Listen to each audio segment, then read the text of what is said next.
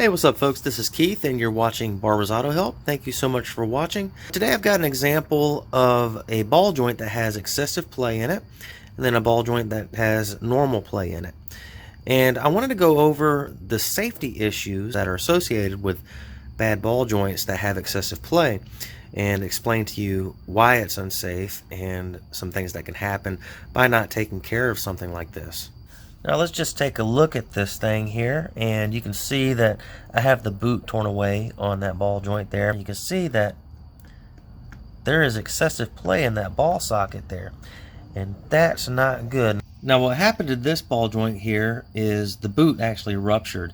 It allowed all the grease to get out and allowed moisture and dirt and such to get inside there, and because the ball socket's not lubricated naturally, the metal to metal contact wears it out. It also rusted out inside there, so that's why we got that play, and that's why an intact boot is so important. So a lot of times when your mechanic tells you, hey, you got some busted boots on your ball joints, sometimes it's okay to just replace the boot, but a lot of times, in my opinion, I think it's actually better just to go ahead and replace the ball joint, because wear and tear has already started occurring and you don't know how long it's been like that. Now on this one here, this boot is intact and there's fresh clean grease inside there, and that ball socket and ball are well lubricated and there's no wear on this one. It's nice and tight.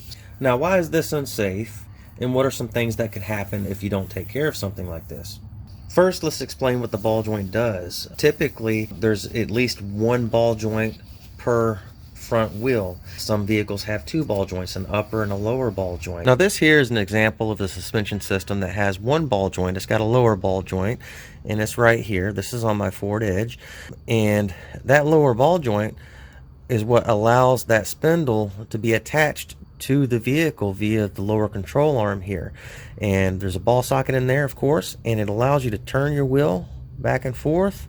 It also allows your suspension system to jounce and rebound, all while keeping the spindle attached to the vehicle. Now mind you, that spindle has the hub on it and your wheel bolts up to that hub, so that's a pretty important point of contact right there. Now up top here you have another point of contact on this particular suspension system, and that's your McPherson strut right there, and it bolts to the spindle. That's another point of contact on here, and there's not an upper ball joint on this vehicle. Now on other vehicles you'll have a lower control arm which has a lower ball joint on it, and an upper control arm which has an upper ball joint on it, and that serves as the second point of contact for your spindle, and it works very similar to the lower ball joint there. It allows the spindle to rotate and also allows the suspension system to jounce and rebound and keep the spindle attached to the vehicle securely. Now why is this unsafe? Well, worst case scenario, and I've seen this happen a few times, that ball can actually pop out of that socket, and when that happens, that point of contact is missing between the spindle and the suspension system, and that leads the vehicle to either just belly flop on the ground or go out of control and veer off the side of the road. Needless to say, that's pretty unsafe. So that's your worst case scenario there. Now what else could happen with something like this? Definitely it can throw your alignment off at any given moment. Say you hit a bump, it could throw the ball joint off to the left a little bit or off to the right a little bit. It could cause your steering to pull left or right on you, and sometimes pretty harshly too. Now not always do ball joints fail in this manner here. Sometimes the boot can bust and it can get weather and dirt inside there and cause it to rust up inside and make it so that the ball joint doesn't move freely or rotate freely, and that can make it hard to steer. You need to be able to steer your vehicle easily, and if you got something that's locking it up and making it difficult to turn left or right, that's a safety issue also. You need to be able to steer whichever way you need to go. So folks, that's just a few ways that a bad ball joint can cause your vehicle to be unsafe. This isn't everything that you might experience, but it's some common things that I've seen, and I just wanted to share that with you. So when your mechanic tells you that, hey, you got busted ball joint boots, you may want to go ahead and replace your ball joints. you may want to go ahead and do that. Either you do it or have your mechanic do it.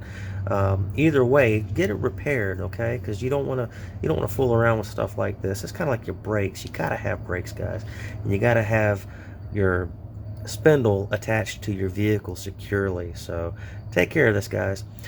I sincerely hope that this helped somebody. If you have any questions, please comment down below. Please read the entire description of this video down below before you apply any of this knowledge, guys. There's more very useful information that can be found there. I may need to clarify some things down in the description there, so please read that. If you're watching this video on a platform other than youtube.com, please go to youtube.com/Barbers Auto Help.